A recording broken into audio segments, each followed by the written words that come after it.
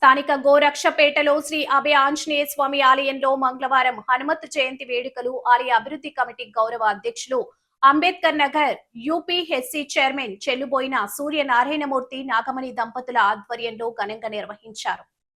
అర్చకులు K Srinivas KN ఆచార్య అర్చకత్వంలో అభిషేకం అర్చన తమలపాకుల సేవ నిర్వహించారు.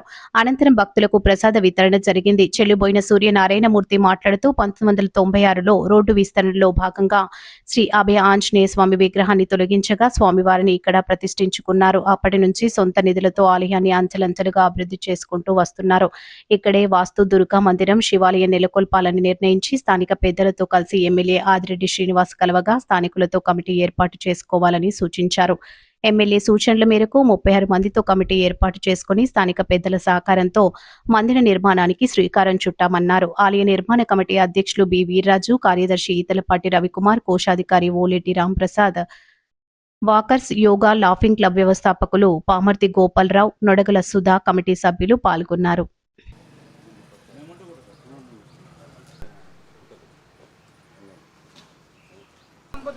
तस्पंसराभ्याय च पुनसंदर्शनाय चेभ्यो प्रदांपतिये नमो नमो रुद्रेभ्यो स्थायिनांपतिये नमो नमो भद्रमस्ये भगवच्ये नेत्रविदे पंचदाक्षाय तपदेभ्यो तत्तंतराय च भूनवते स्वकल्पमस्तु अनंतमनुपे भाव्यं का उरुबाहु उच्यते ब्राह्मणो यस्याः ओम शांति शांति शांति। అందరికీ హనుమాన్ జయంతి శుభాకాంక్షలు।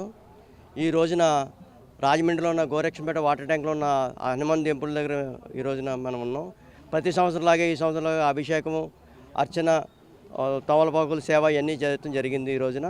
అయితే ఈ రోజున ముఖ్య ఉద్దేశం ఏంటంటే ఈ రోజున ఈ గుడి కట్టి ఇక్కడికి స్వామివారు రోడ్ క్రాసింగ్లో మాకు ఇక్కడ రోడ్ క్రాసింగ్లో 30 సంవత్సరాల క్రితం రోడ్ క్రాసింగ్లో విఘ్నేశ్వరుని నెక్స్ట్ ఏమో ఆంజనేయ స్వామి తీసి పక్కన పెట్టడం జరిగింది.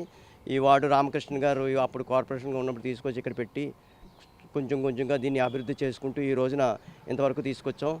అలాగే ఈ రోజున ముఖ్య ఉద్దేశం ఏంటంటే ప్రజలందరూ సుఖశాంతులతో ఆరోగ్యంతో ఉండాలని కోరుకుంటూ ఈ రోజున ఈ పూజ చేయడం జరిగింది. అలాగే వాళ్ళకి అందరికీ కూడా ప్రజలందరికీ కూడా నా హృదయపూర్వక ధన్యవాదాలు తెలియజేసుకున్నాను. అలాగే ఈ గుడిని కొద్ది కొద్దిగా ఇంప్రూవ్ చేసుకుంటూ ఈ రోజు వరకు ఎవరి దగ్గర ₹1 లేకుండా తీసుకోకుండా నేను నా సదస్సులతో నేను నెమ్మదిగా ఇంప్రూవ్ చేసుకుంటూ వచ్చాను. అలాగే అలా కాకుండా ఇప్పుడు అందరూ ఏమంటున్నారంటే మా పెద్దలు ఉన్నారు, వీర్రాజు గారు, మన వార్డు పెద్దలందరూ కలిపి మీరు ఒక్కరే కదని మేము అందరం కూడా చేస్తాం అని అంటే మనం ఆదిరెడ్డి వాసు గారి దగ్గరికి వెళ్ళి సార్ ఇలాగా మేము అందరం డెవలప్ చేసుకుందాం అనుకున్నాం సార్ అంటే ఆయన స్వయం కూడా స్పందించి వీర్రాజు గారికి ఏం చెప్పడం జరిగిందంటే ఒక కమిటీ వేసుకుని కమిటీ ద్వారా మీరు అందరూ చక్కగా చేసుకోండి, గ్రామం అభివృద్ధి వార్డులో అభివృద్ధి అంటే చాలా ఇది కాబట్టి మీరందరూ చేసుకోమని చెప్పడం జరిగింది. అలాగే 36 మందితో ఒక కమిటీ వేయడం జరిగింది. దాంట్లో నొరగల సోద గారు కానీ వార్డు పెద్దలందరూ కూడా, అలాగే రామకృష్ణ గారు కానీ వీళ్ళందరూ ఉన్నారు, పెద్దలందరూ ఉన్నారు.